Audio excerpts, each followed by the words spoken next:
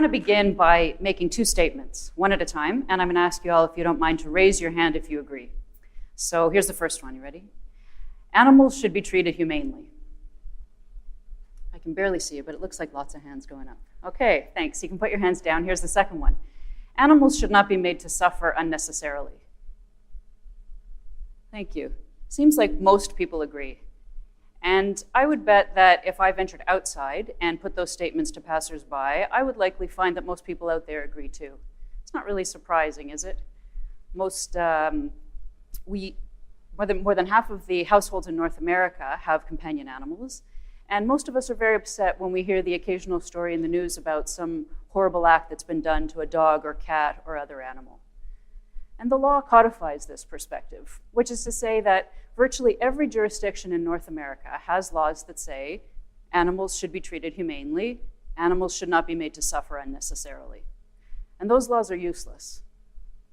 They do nothing, and they in no way protect animals from human-caused suffering in any meaningful way, I should say. So I thought what I would talk about is why that's the case, and why it's time to reevaluate our relationship with other animals, and the emerging field of animal rights law that is doing just that. So let's say that I wasn't really here because I cared about doing this talk, but because my child has a heart problem and is in need of a transplant to save her life. And I wanted access to a large group of people whom I could discreetly look over while I was doing this talk to see who among you looks nice and healthy and strong. And when this event ends, I were to kidnap one of you, whisk you away to a secret surgery where I could remove your heart to be donated to my child. It's nothing personal. You all seem very nice, but I don't love you as much as I love my child, and your heart is necessary for her survival. Would that be morally or legally justifiable? Certainly not. While you are using your heart, no other person can claim any moral or legal right to it, no matter how compelling the reason. Among legal equals, it's absurd to use the word necessary in this context, and we just don't do it. But it's different when it comes to animals. When we see that laws protect animals from unnecessary suffering, they seem superficially impressive, but it doesn't take long, and you don't have to be a lawyer to figure out that if the law prohibits causing unnecessary suffering, it creates a corollary, meaning it permits us to cause necessary suffering. What is necessary suffering? Well, we write the laws, we enforce the laws, we interpret them. Turns out it's necessary for an animal to suffer whenever we say so. So our laws prohibit gratuitous suffering, the kind that's caused sheerly by what we might call wicked intent. But as soon as there's a human purpose, and really almost any purpose will do, that suffering is necessary and protected. And it's been that way for a really long time. Remember philosopher John Locke? Can you think back to the 17th century?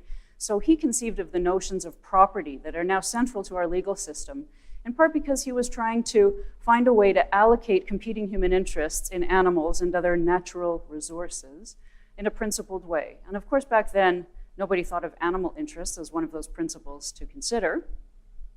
So in a system of laws that grew to esteem property rights, animals became property, and humans became property owners. And so it remains. And a central rule of property is that an owner can use her thing however she sees fit. She can do whatever she wants with her thing, so long as she doesn't use that thing to hurt somebody else. But the thing itself has no rights. So this idea that animals are things that serve our purposes, that they are our property, has been really powerful. It has entrenched. And it now facilitates the systematic suffering of billions, with a B, of animals every year in North America in a variety of industries. So I'm going to give you just one example. In the Canadian agriculture industry alone, every year, 700 million animals are intensively confined, are mutilated in a variety of very painful procedures without anesthetic. They're living in their own waste. Many of them are sick and diseased with broken bones and open wounds. They're beaten, electrocuted. You know, when you see them traveling in those trucks on the highway on the way to slaughter, for many of them, that's the first time they've ever been outside in their lives. And they're so depleted that several million of them arrive every year at the slaughterhouse already dead. And then there's research and fashion and entertainment and sports. So for every story that we hear in the news about some terrible act of violence having been done to an individual animal, there is an industrial counterpart where that violence is normalized and multiplied by hundreds or thousands or millions of times. So it's the institutional imperative that is such a big problem for animals today. And Chomsky has discussed this in other contexts, how even really good people can do really bad things when institutions demand it. So in the animal context, industry has embedded practices that would be considered monstrous if they were done to our own pet dog, even if sometimes those practices are carried out by people who love their own dogs and are otherwise kind and admirable people. That's why another part of the problem is the law's focus on cruelty to animals. That's always how you hear a wrong described, right? When you want to object. When you want to object to something done to an animal, you say it's cruel. But cruelty is the wrong word because it connotes a malevolent intent, doesn't it? Causing harm for harm's sake, and that's rarely the case. The people who engage in this institutional violence may be desensitized or profit-driven or desperate, as in the case of some agricultural workers, but they're rarely motivated sheerly by wicked intent. In fact, in some cases, the intent can be quite noble. Imagine two people coming home from work at the end of the day. One of them had a horrible day, he's in a terrible mood, and his dog will not stop barking. He has a blowtorch in the garage. So he restrains his dog on her leash, goes out and gets the blowtorch, comes back and burns the dog. Second person is a researcher, and she's presently engaged in a study about the efficacy of various treatments on burns. And she's returning home from a day at the laboratory where she has restrained several dogs and blowtorched them in pursuit of her study. First person had no real purpose for burning his dog that way, and he might be charged with causing unnecessary suffering to the dog. But the second person not only won't be charged, she will be protected by her institution, supported with public tax dollars, rewarded with professional recognition if her results get published. And the rest of us, if we ever hear about such things at all, will be assured that the experiment was humane. Just as we are assured by agriculture industry spokespeople that all the things I described a moment ago are humane too. So when industry gives us these assurances, we do well to ask ourselves, what is their interest in having us believe that? And we do well to consider that industry itself writes the voluntary codes of practice that govern most animals in industrial use, that there's hardly any government oversight. You know, I became involved in animal rights when I came across an image that disturbed me. And you know how it is once you see things, there's no unseeing them. So I felt compelled to learn more, and I learned how a cow becomes a steak, and how an elephant becomes a circus performer, and how a coyote becomes the trim on the hood of a coat. Those images are not offered to us, and those responsible for them go to great lengths to keep them from us, but they are there for the finding. And unless humane means horrible and profitable, there is nothing humane in those images. And nor are those images the result of a few rotten apples, which is the next assurance industry gives us on the occasions when their practices are exposed.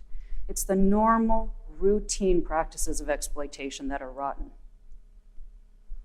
So this has all been very bleak, but hang in, because this brings us to the new dimensions part of this talk. You see, we don't treat animals badly because they're property. We classify animals as property so that we can treat them badly. We don't have to. We can do better. We can classify them differently. And the moral imperative to do so has been pressing for 150 years, since Darwin revolutionized our understanding about our place in the animal world with his theory of evolution. Darwin explained that you are all a bunch of animals, right? We are all animals, more or less closely related to one another by virtue of our descent from different ancestors, or from common ancestors, and that animals differ from one another in degree, but not in kind. And this was revolutionary because we've traditionally justified the differential treatment that we give to animals on the basis of some assumed categorical differences between us and them, right? They don't think, they don't feel, they don't communicate. But Darwin discredited those assumptions And they've been discredited much further still by various branches of natural science and applied science in the 15 decades since. And our laws have lost their factual premise.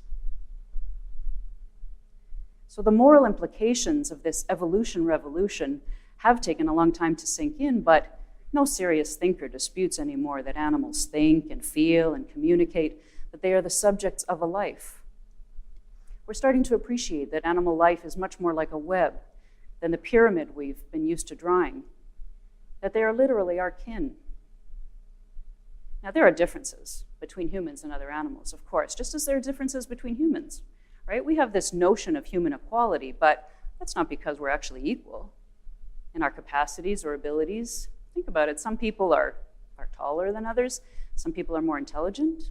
Some people have nicer dispositions. We have different genders and disabilities and religions. Some people can compose operas. Some can't sing a note. Some can win Olympic medals in hockey. Some can't skate. So we have many differences, but we have decided that none of those differences is morally relevant when it comes to protecting our fundamental interests, like our interests in living our own lives and not being hurt for somebody else's purpose. In another talk, we might explore whether human rights operate more in theory than in practice, but at least we are working on it. We are working on it, and that's where animal rights theory comes along. It asks us to confront this question. What are the morally relevant differences between humans and other animals that make it acceptable for us to hurt them in ways that would never be acceptable to hurt one another?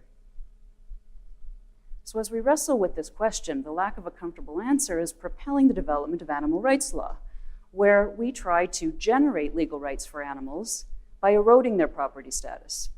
You can think of a right as a barrier that exists between you and everybody who stands to benefit by hurting you or exploiting you. It's what stands between me and you and stops me from taking your heart for someone I love more. So in animal rights law, we're not trying to extend human rights to animals, as you sometimes hear, right? Nobody thinks animals should have the right to vote or get married or have a good education. It's really about establishing the right to have their fundamental interests respected when we consider taking actions that will affect them. And that could mean changing their status from property to legal person. And if it seems strange to think of an animal as a legal person, consider that a whole array of inanimate constructs, corporations, churches, trusts, municipalities, are all legal persons, in that they have legally protected interests and they can go to court and advance them. And animals are the only sentient beings who aren't. So it's a long road to peaceful coexistence between humans and other animals. And that is partly because even though all of us say we don't want animals to suffer unnecessarily, most of us, wittingly or unwittingly, to some degree, are users of animals or consumers of their various bits and pieces. And we've proved as a whole pretty reluctant to give up all the privileges that come with our superior legal status. But we're starting to see things differently. The animal rights movement is gaining credibility and momentum, and laws are not fixed forever, right? Law is a social institution that is meant to evolve over time as hearts and minds change. So law will begin to reflect our biological kinship with other animals as soon as we decide we really want it to. Thank you.